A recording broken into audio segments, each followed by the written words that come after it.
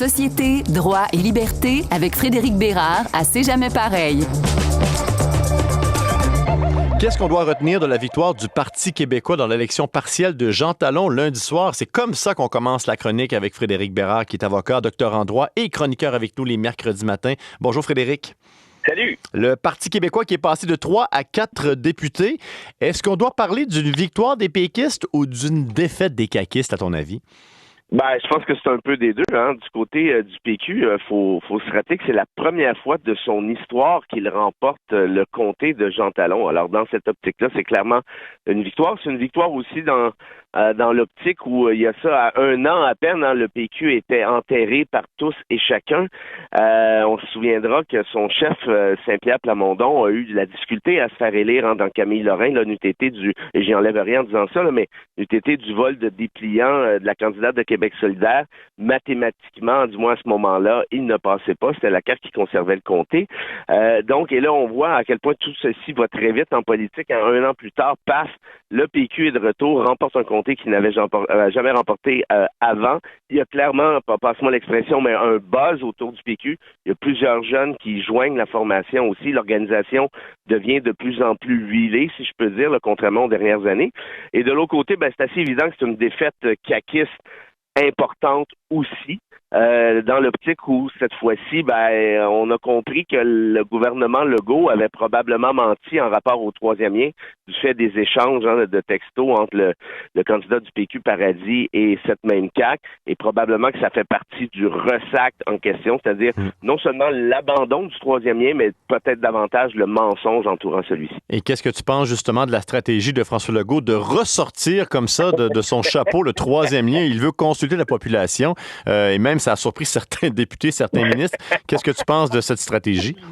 Bon, et comme je suis chroniqueur, j'ai une liberté d'opinion assez importante. Alors, je vais dire ceci. Pour moi, le gouvernement Legault a toujours été, ou à peu près, un gouvernement sans trop de vision et sans trop de principes. C'est un gouvernement très populiste, très électoraliste.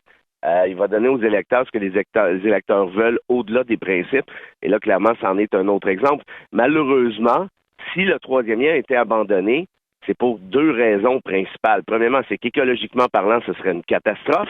Et deuxièmement, c'est parce que le fédéral a refusé d'embarquer. En d'autres termes, Québec n'a pas cet argent-là.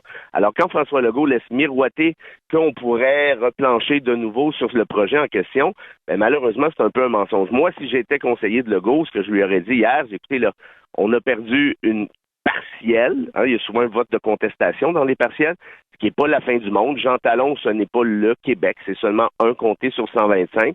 Maintenant, on passe à autre chose. Là, en revenant sur son espèce de parole ou sur l'espèce de principe d'abandonner le troisième lien, clairement, je pense que François Legault creuse en quelque sorte sa propre tombe en nous faisant croire ou en confirmant que justement tout ceci était essentiellement du vent d'un côté comme de l'autre. Ouais, allez voir les réactions des députés, des ministres qui n'étaient pas au courant de cette déclaration de François Legault. Surtout Pierre Fitzgibbon, ça vaut 100 $ dans les reportages qui ont été diffusés hier. Bon, parlant de chroniqueurs, on a d'autres sujets dans notre panier ce matin. On va revenir sur cette histoire de 2 médecins français qui sont installés dans les Laurentides depuis 5 ans, qui ont dû cesser leur pratique la semaine passée après que le renouvellement de leur permis de travail a été annulé à la suite d'un cafouillage administratif. Ça a été rapporté dans la presse. Finalement, il y a eu des développements, mais c'est des histoires comme ça, il y en a à chaque semaine, je pourrais presque dire à chaque jour, Frédéric. Moi, je les connais bien maintenant, parce que ce sont des gens de ma région natale, là, dans le coin de Mont-Laurier, Rivière-Rouge. Je leur ai parlé dimanche, là, avant les sorties médiatiques. Et c'est d'une tristesse, Frédéric. Écoute, tu as 2 médecins français qui sont débarqués ici là, de plein gré, là, qui sont débarqués dans les Hautes-Laurentides, qui manquent cruellement par ailleurs de médecins, notamment de médecins de famille, comme on les appelle, qui ont décidé de s'installer ici depuis 5 ans. Ils ont 2 enfants, un fils de 19 ans, une fille de 12 ans, si je ne fais pas erreur. Ils aiment le Québec. Ils ont décidé d'adopter le Québec, nos valeurs et tout le tralala. Et là, du fait de zigonnage administratif, il n'y a pas d'autre terme que celui-là, on les menace ultimement d'expulsion. Ils avaient à charge, ils ont encore à charge maintenant 2700 patients. Là. Ça commence à être du monde à messe. Et là, parce qu'ils n'ont pas envoyé le bon formulaire, la vraie histoire, là, c'est que l'hôpital leur avait fourni un reçu de travail, une confirmation d'une preuve de travail, si tu veux, là, qu'ils devaient fournir maintenant à Ottawa. Et cette preuve-là n'était pas la bonne. Alors là, Ottawa a entrepris des démarches essentiellement là, pour empêcher en fait le renouvellement du permis. Ils ont refusé le renouvellement en question et la prochaine étape, ultimement, c'était l'expulsion. Puis dans l'intervalle, ils ne pouvaient plus travailler. Donc tout ça pour dire que franchement, évidemment, là, ce sont des médecins, puis on en a besoin, puis on accorde beaucoup d'attention à ça.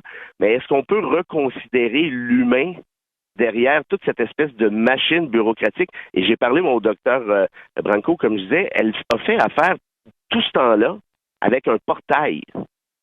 Elle n'a jamais parlé à personne. Elle n'a jamais réussi à parler à qui que ce soit. Elle a parlé à un portail par courriel, puis le dernier courriel qu'on lui a envoyé, c'est un courriel uniquement en anglais, elle qui ne parle pas anglais. Alors donc ça pour dire que je pense qu'il y a visiblement des ratés d'importance et que la machine devrait se mettre à jour en considérant peut-être davantage l'humain derrière ces opérations. Et là, c'est pas la première fois qu'il y a des dossiers comme ça qui sont médiatisés. Souvent, ça se règle dans les jours après que c'est rendu public. Mais là, pourquoi certains dossiers se règlent plus facilement que d'autres? Isabelle Hachey ajoutait dans sa chronique ce matin que depuis la parution, elle a reçu plein de courriels. Elle dit, je pourrais faire une chronique par jour avec des histoires comme ça. Là, tu l'as mentionné, ce sont des médecins. Il y avait des patients qui étaient touchés. Mais parfois, il y a des histoires qui touchent des petits travailleurs, des gens d'autres professions. Et ça n'a pas le même dénouement, là. Si ça avait été un couple de Péruviens qui travaillait au Subway de Saint-Jérôme, est-ce qu'on aurait eu la même tempête médiatique? La réponse, à mon avis, est évidente, c'est non. Et s'il n'y a pas de tempête médiatique, Ottawa ne se revire pas sur un dixaine comme par magie. Toute cette histoire-là dont on a parlé, Frédéric, là, ça se tramait depuis le mois de mai dernier, là. Ça a été long, là. Ils ont été coincés dans la machine depuis 4-5 mois. Ça a pris des articles, ça a pris une sortie médiatique pour faire bouger la machine. Or, s'il y a eu sortie médiatique, c'est bien parce que ce sont 2 médecins qui soignent 2700 patients dans une région qui manque cruellement de médecins. Dans le cas contraire, moi, je suis à peu près convaincu qu'il n'y a pas de tempête médiatique. Et s'il n'y a pas de tempête médiatique, la machine ne bouge pas. Donc, en d'autres termes, ça revient un petit peu à ce que j'essayais de dire tout à l'heure. Est-ce qu'on peut revenir à la considération principale qui est celle-ci? C'est que les immigrants, là, sont avant tout des humains. C'est à ça qu'il faut penser. Parce que là, on l'oublie avec la machine, les procédures, le formulaire A, 2B, 2I, mauve ou bleu. Ça, c'est bien beau, là. Mais ultimement, ces gens-là ont choisi le Québec, là. Nous ont choisi. Se sont installés ici, ont décidé de vivre ici. Leurs enfants sont ici. Qu'est-ce qu'on veut de plus, à part peut-être leur donner une petite chance? On va terminer, tu sais, ça fait longtemps qu'on n'a pas parlé de Donald Trump. Il me semble qu'on est dû, là, qui était de retour encore devant la justice. Et encore une fois, il s'est pas gêné pour insulter la procureure qui le poursuit. L'ex-président, donc, critique régulièrement le système de justice américain. On se demande parfois s'il y aura des conséquences à tout ça. C'est quoi les dangers de ces sorties, à ton avis?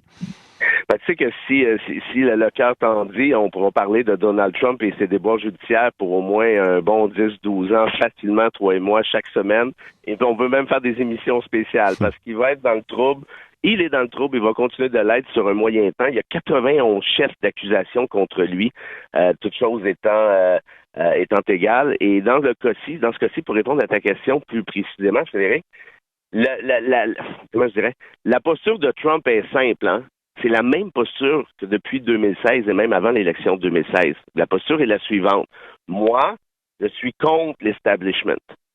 Moi, les institutions me détestent. Les institutions qui vous nuisent, qui te nuisent à toi, peuple, mais ces institutions-là me nuisent à moi aussi. Pourquoi? Mais parce que moi, je te défends, peuple, contre les institutions. Donc, là, ce qui est en train d'arriver, c'est seulement la suite logique de tout ce qu'il nous dit depuis le début. En d'autres termes, oui, je suis puni par l'establishment parce que moi, je t'ai défendu, peuple. Or, mais il n'y a aucune conséquence comme ça d'insulter des acteurs ou l'appareil judiciaire américain? Ben, évidemment, quand on est officier de justice, tenir des propos comme ceux-là, on se fait radier du barreau, puis crois-moi, là, ça dure pas, là, ça veille pas tard, là, cette histoire-là. Par contre, quand nous sommes un justiciable, et Donald Trump, c'est un justiciable très, très, très particulier pour toutes les raisons du monde, mais il y a une certaine souplesse, en quelque sorte, on peut critiquer, mais là, c'est grave là, ce qu'il a dit. Là. Il a dit que la procureure en charge des accusations était raciste envers lui parce qu'il est blanc, c'est vraiment du n'importe quoi. Mais les tribunaux ne vont pas sévir si aisément. Il faudrait qu'il y ait ce qu'on appelle un outrage au tribunal. Et pour qu'il y ait un outrage au tribunal, il faudrait, par exemple, que le juge dise à Trump vous ne pouvez plus tenir des propos désobligeants à l'égard du tribunal. Trump en tient encore. Là, on peut l'accuser d'outrage. Mais tout ceci est complexe. Puis tu sais quoi, le problème, c'est que s'il était condamné pour outrage au tribunal, ce serait encore pire parce que ça nourrirait encore davantage sa machine, chose qui, au final, peut-être on ne souhaite pas. Frédéric Bérard, avocat, docteur en droit et chroniqueur à C'est jamais pareil. Merci beaucoup. Avec grand plaisir. Salut. À mercredi.